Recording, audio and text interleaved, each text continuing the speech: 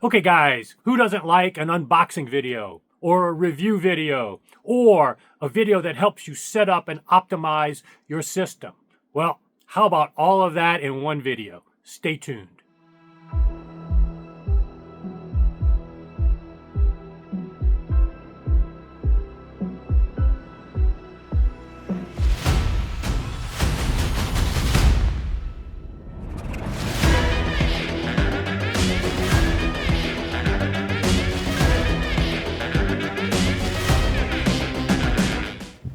Okay guys, welcome back to the channel. Still in the Redneck Riviera. These are the two homes that we rented for the family vacation or family reunion, and this is different from the last video where I showed you the beach side, but it's a beautiful area. Any case, wanted to give you more of that view than me, and this video is basically all not me. It's 100% filmed by Dave Husto, who you've seen on my channel. He's done tutorial videos for the Bach for me, and we've done walkthrough of his amazing dedicated room that he's put a lot of effort into. And he hasn't pivoted from speakers in over, I guess, 2 decades or more. But he did take the plunge with the Popori, the WR3s. And so what this video is going to give you is a deeper dive than just a normal unboxing or just a subjective jargon review. He's going to take you into the unboxing, the details, if you become an owner, what that experience is like, but also how he set it up and how he was able to mate it with his existing sub towers, and how he was able to do room positioning things that improve the results. And then he's got measurements to show you what he liked and didn't like, and sometimes the measurements don't always correlate to what he likes, but they give you a definite direction to go into, and also helps you. One of the takeaways I hope everybody gets is once you start correlating your listening to the measurements, then you know what your ears prefer, and then when you see certain measurements, you know whether to ignore them or put more weight into them. Or maybe the frequency response looks good, but that's at the cost of higher distortion from your drivers. I mean, anybody can boost 12 dB out of a null and maybe get the frequency response to look good, but you're going to have a lot more distortion and a lot of clipping and things that aren't that good to your ears. So it's not that measurements don't matter, and that's what this is going to show, how measurements can definitely help you, but it's understanding the full suite of measurements and not just narrow silo looking at one measurement. And he goes into a very thorough backdrop of how he did it. Sorry, I got these gnats here, so I'm going to wrap this up and let Dave do most of the talking. Let me know how you like this video, and I'll see you back here soon. This is one of the last days to see the speaker system in my listening room, because I've gone ahead and I bought some new speakers. I've had these since 2008 because, well, they really have been that good for me. They sound just as majestic as they look. I guess I've just been biding my time, waiting for the right thing to come around. And after spending time in Tampa with the new Popori, I just think I'm ready for a sure thing. And I just know the new WR3s are going to work really well in this room. Now, I'm going to be keeping these bass towers with the system. They really are quite something. They're 2 inches thick, 300 pounds. And if you look down, these are 15-inch passive radiators. There's one on each side. And one of the radiators is mass loaded. And what that means is, as you adjust that mass, you can change the balance, adjust balance between low extension and speed. And that means you can make them not just better to the room, but to the speaker system itself. Now, the companion speakers for these bass towers have planar drivers in them. And, you know, those are pretty darn quick on their own. But I have no doubt that electrostatic bass is going to be quicker. And so I may have to make some adjustments on those bass towers. We will see. I don't know at what frequency I'll be crossing over my new WR3s to the bass towers, but I know I have to strike that perfect balance between cone and electrostatic bass. I have no idea yet how low the WR3s will go down to on their own in this room. I know at the show they went down to 40 hertz, and on paper 35, but you know, the room determines that, and the bass gain of that room. I wanted to show you this cart. This is something I had built years ago to help me when I was working on my cars, to move around heavy car parts, things like that. And I think it's going to be invaluable for when the Popori arrive, that big crate arrives, because I have limited access to my room. And I think, the driver is going to be able to bring that crate up my driveway as far as he can. The plan is to place it on this cart, and which is about the perfect height to be able to roll it right up to the door. I should be able to slide that crate right into my room. That is my plan. This is something I've done before, and I'm about to do it again. This is the morning, day of delivery. I have the floor marked on each side as a starting position for roughing in the new speakers when they get here. The main towers are stored in the back off to the sides, and I was remembering how heavy those crates are, and they do not like to slide very easily. The center section of the crate is, I believe, a hard plastic. It gets it up off the ground enough where a pallet jack can slide up underneath.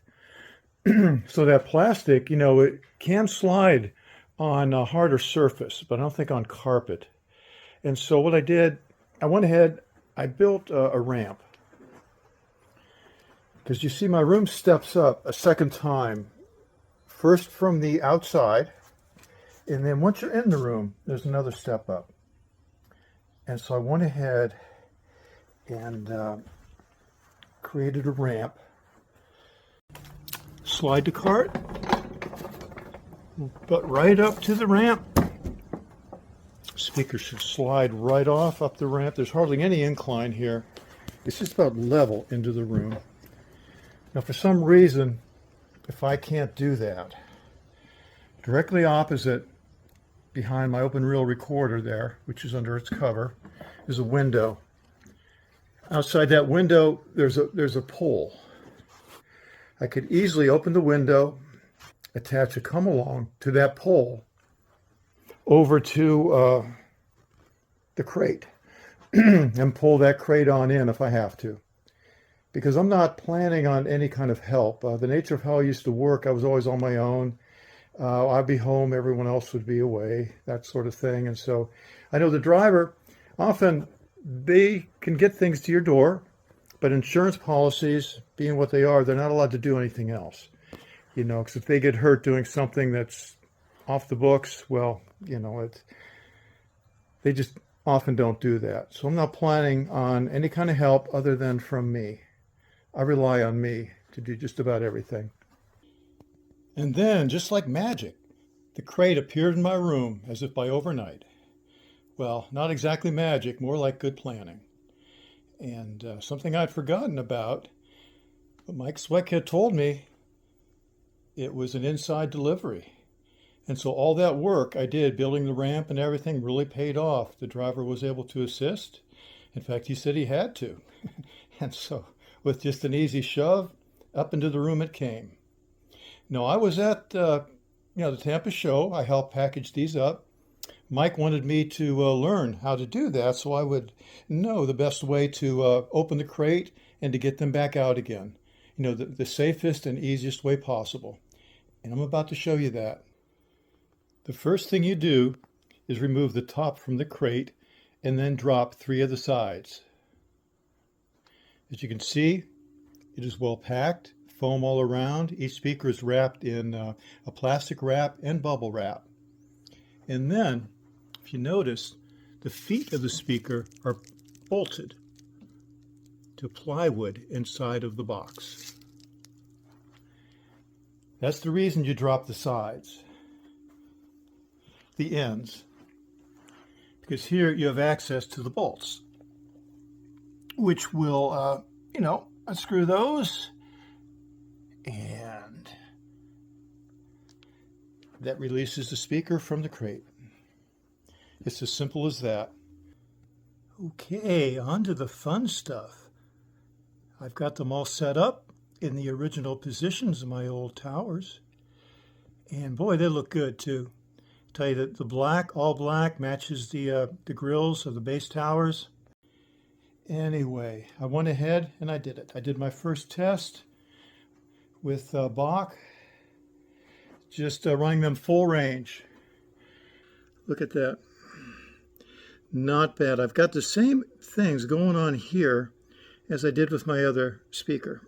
Something out in there, but boy, this is about as clean as you're going to see, though. I mean, everything else. That noise floor, nothing. Nada.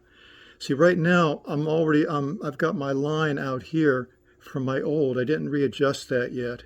So I'll probably be able to move that into here somewhere, probably at the original 3-second mark.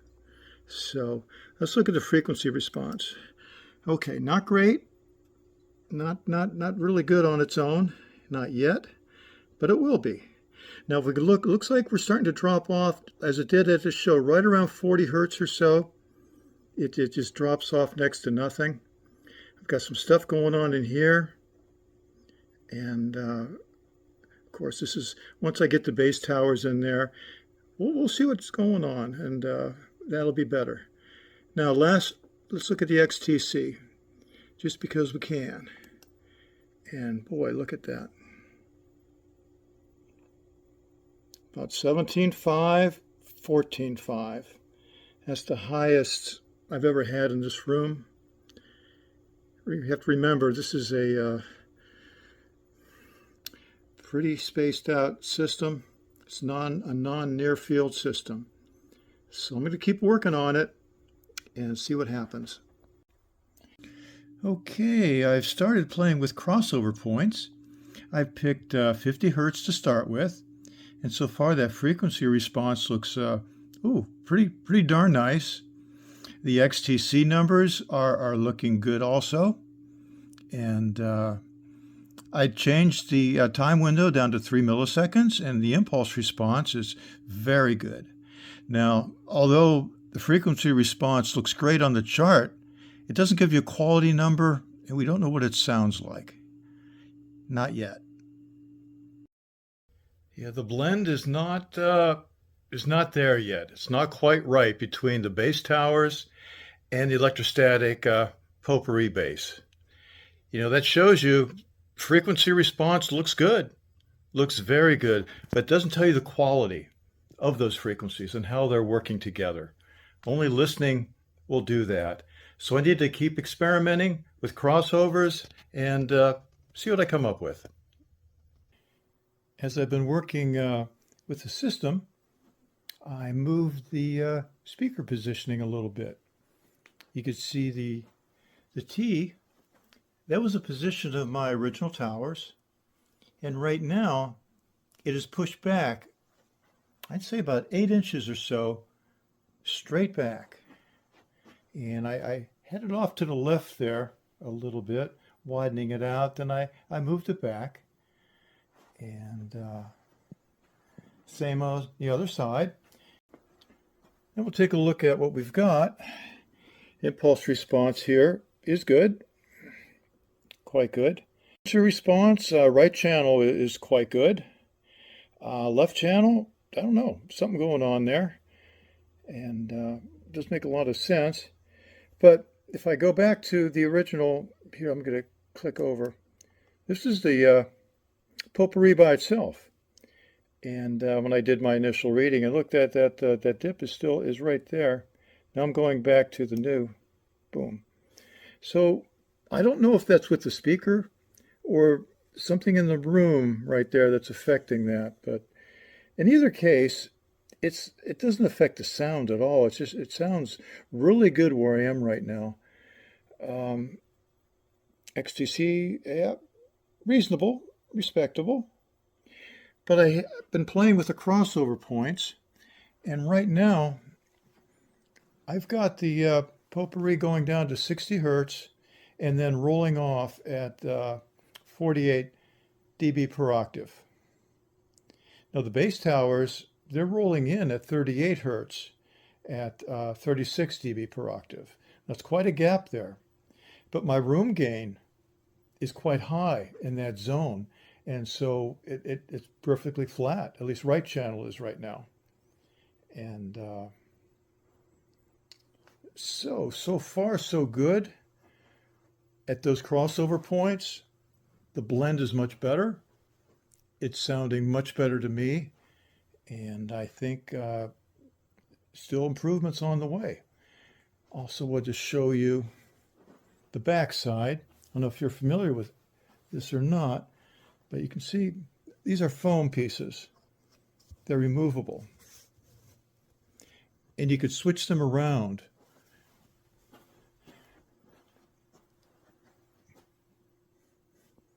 To change the back wave, which will affect the sound. I have not even tried to experiment with that yet. And I think that's coming up next to see what happens. This is the view from my listening chair. I've been playing around with the foam inserts on the back of the speakers, and removing them does brighten the sound up a little bit. And depending upon which ones you remove, what pattern you create.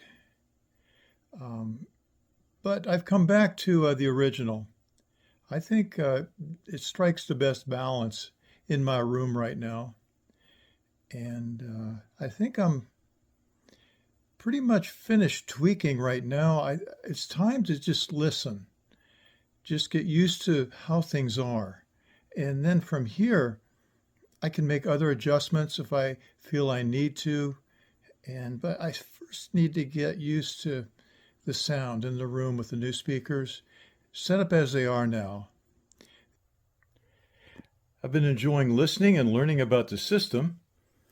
And it is a system. You have to stop, I needed to stop thinking about it as Popori and bass tower, but rather as a system combined and how they need to work together. And I believe I have the footing, the placement of the speakers correct, the best place to be in the room. The listening chair is right where it needs to be, although I did move it forward 1.5 inches. Now 1.5 inches doesn't sound like much, but it's a difference between being able to get high XTC numbers that are even, as opposed to not so. If I move that chair backwards again, one number will be high, one number will be low. And I don't know, it's kind of odd, but it's something, I just don't accept things. Well, that's just the way it is. I mean, there's got to be a reason. And I'm thinking, my room isn't square. It looks square from a listening chair forward. But off to the side, it comes in about 3 feet. There's access to a door outside, which there's a little hallway to the very back to the garage, which is on the opposite side of the back wall here. And so this part of the room is narrower. And it'd be the left side that's most affected by certain things. So it would cause an imbalance. And it's possible that imbalance is causing the difference in XTC levels with the chair in different positions. And also, remember those squigglies I get there on my graph on the left side. You see those on the left channel? Kind of odd. Again, it could be because the room is just not square on that left side. But also, look at where they are. We're showing right about 80 hertz. There's a peak right around 100, a dip right around 120, around 125, something like that. Then there's a 160 area, and then 200. And think about those numbers for a minute. Does that remind you of anything? On the bottom here, we have my electronic crossover. It's an Auxilla 4080, a really nice unit. It's got 4 input channels, 8 output channels. Right now I've got 2 of the input channels highlighted. In each channel, you can do full parametric EQ, I think 8 channels of that. And you do graphic equalization on the input channels also. And I've got those highlighted, so we're going to go over here.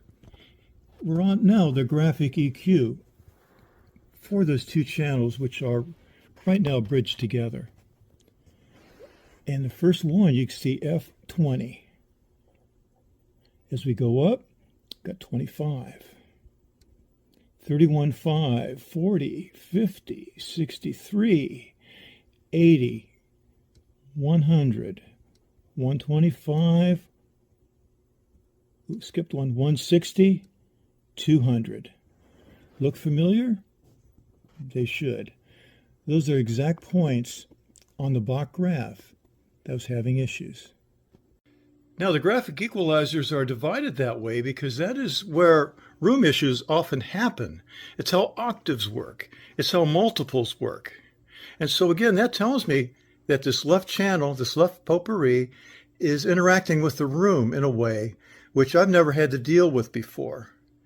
And reason being is I've never had a speaker in this location that's been asked to do that sort of bass duty, because speakers in this position have always been cut off generally around 100 hertz or so, and the rest of bass duty has been relegated to the bass towers, which are in a different part of the room, which have their own issues. And so that makes sense now. I think I've figured out what's going on. When I had started this integration, I'd set my crossovers and everything to 0 and started from a clean slate.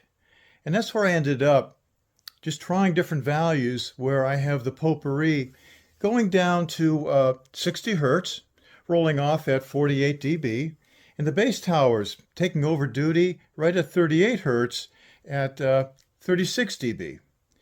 And it sounds really good. It really does. And then I was thinking, I've had these bass towers many, many years, and I've learned a lot about them. And maybe I shouldn't throw away just everything I've learned over all that time. And since they were used to taking over the bass duty of the room, and what would happen if I gave bass duty back to them? What would happen to those little squigglies I get on that left channel? And so I changed the crossover points for a test. And I went ahead and the bass towers, I have them taking over bass duty at 90 hertz. And then the potpourri going down to 100, both rolling off at 48 dB per octave, just to see what happens. See what happens when the bass towers take over the primary problem area of 80 hertz. Wow. I don't complain about that at all. I've got the green line. You can see that's set for 3 milliseconds back to what is spec. And frequency response, pretty darn nice. Pretty smooth there. I mean, it's all the way down. I've got a tiny dip there at 200 hertz, but again, that looks like it's less than 3 dB. And usually, if you can get something plus or minus 3 dB, that used to be great. And now we look at it and say, oh, that's a problem. Well, no, it's not a problem. What else do we got here? The XTC. All right. Look at this. Even. Pretty good even. Right in the 14s, mid 14s on one side. And so that's very, very good. It's very livable. And I'll put back the composite, a little bit of everything. And so, again, the frequency response, it doesn't let you know where your crossovers are. It doesn't give you a quality number. It lets you know darn good frequency response, but what does it sound like? Listening to the system set up at that crossover point with the bass towers going down to 90 hertz, boy, the system sounds good. I mean, it really does. It reminds me mostly of what my system sounded like before I replaced it with the potpourri, in that type of hard-hitting cone bass, but without the finesse, without the speed.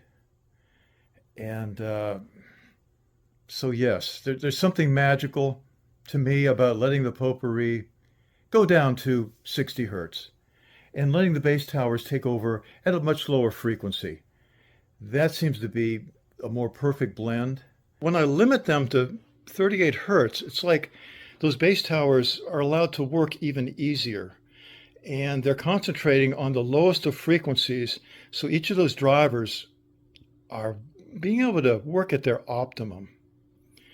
And you would think it would be the opposite in such a way, since the Popori is running down to 60, you'd think alleviating more bass off of them would create more clarity and more openness. But, I'm not really noticing that. And I think it's been showing me that there's a lot more to getting the bass right that affects the whole spectrum of music. That when the bass is right, everything else is right. To bring this video to a conclusion, I thought I would show you where I am right now and how I got here. As you can see, the charts look pretty good on Bach. I've got a very good impulse response, very good frequency response. I'm plus or minus, looks like maybe 1 dB if. And the XTC very even and reasonably high numbers. So I'm looking really good right here. And, I've had these speakers since the Tampa show, just after the Tampa show when they got delivered. So I've been working with them for a few months, and I've taken that time to really get these dialed in.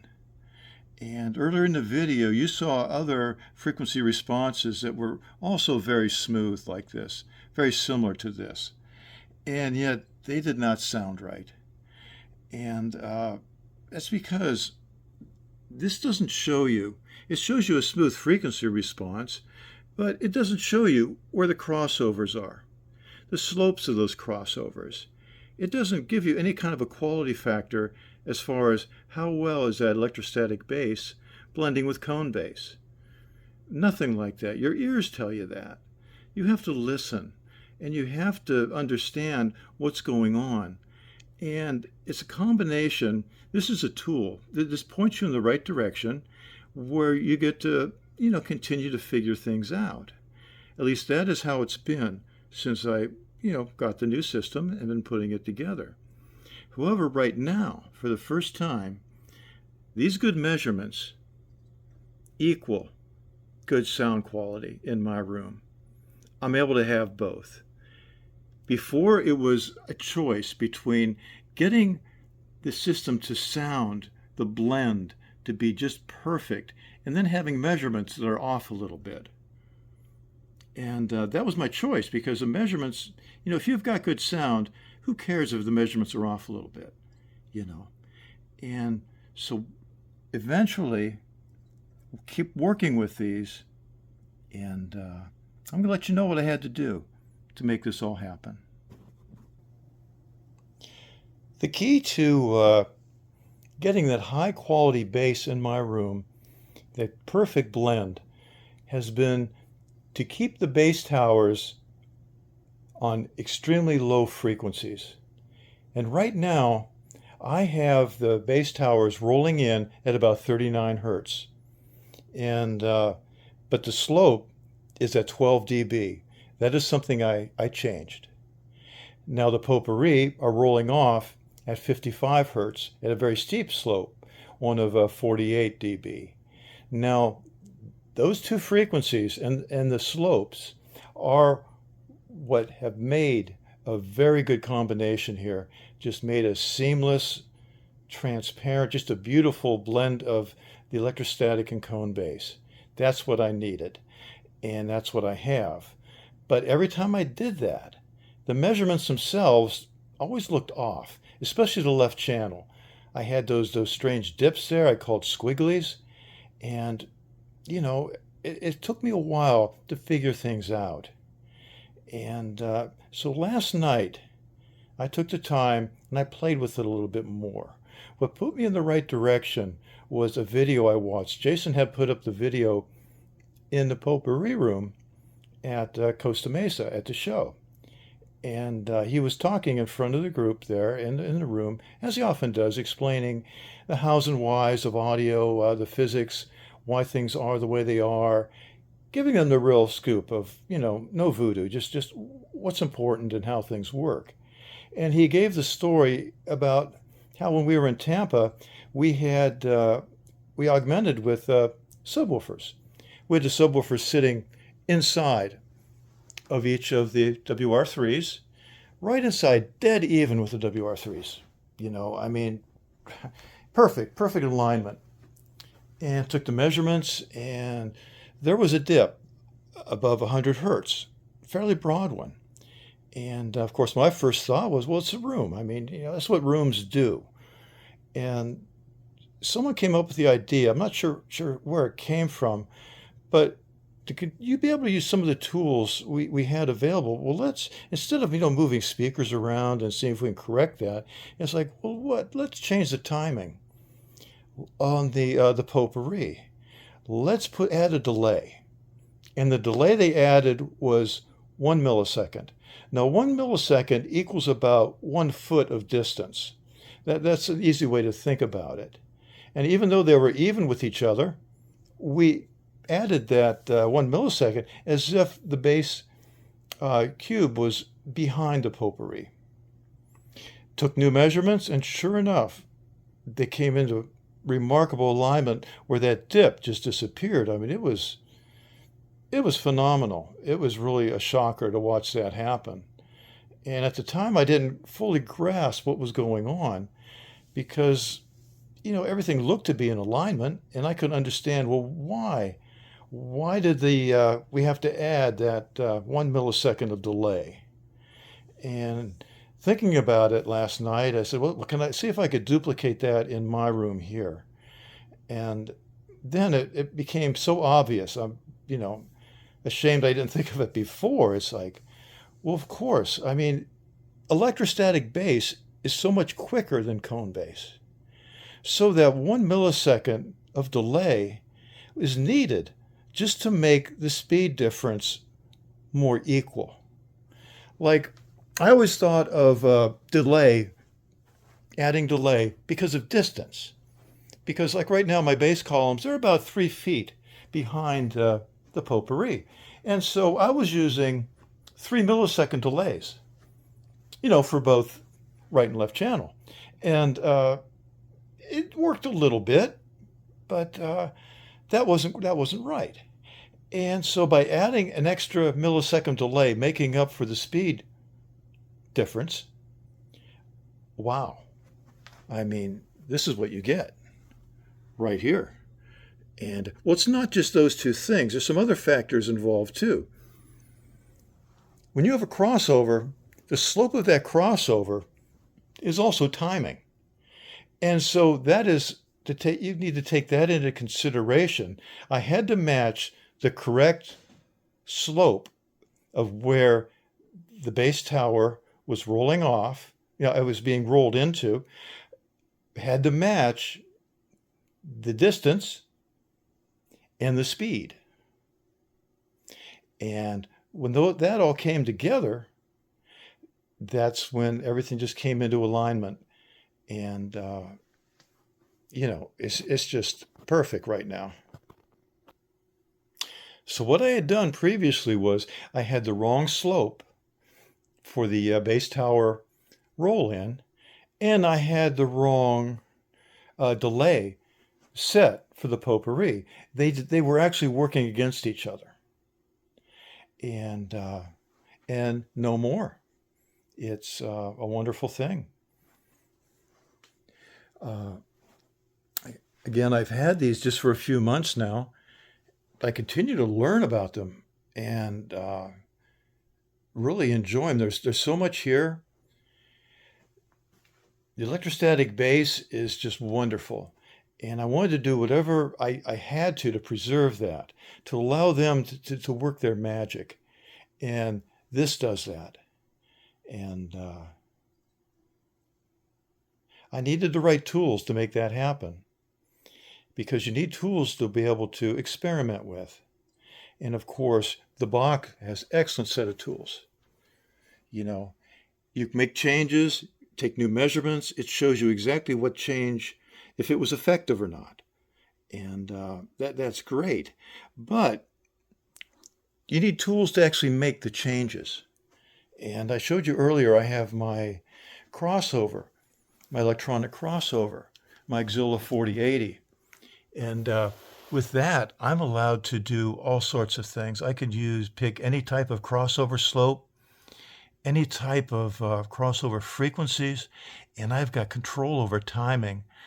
I mean, fractions of milliseconds I can adjust because that unit is designed to work to align drivers that are in the same speaker cabinet that are just, millimeters, just tiny distances apart in distance. And so by using that to set up, for bass columns that are like, feet apart from the mains is a non-issue. But you need those tools. Without them, you're kind of working blind. It's all hit and miss. And so right now, everything is working really well. And I couldn't be happier, Excited to see what the future brings. Who knows what I'll discover next.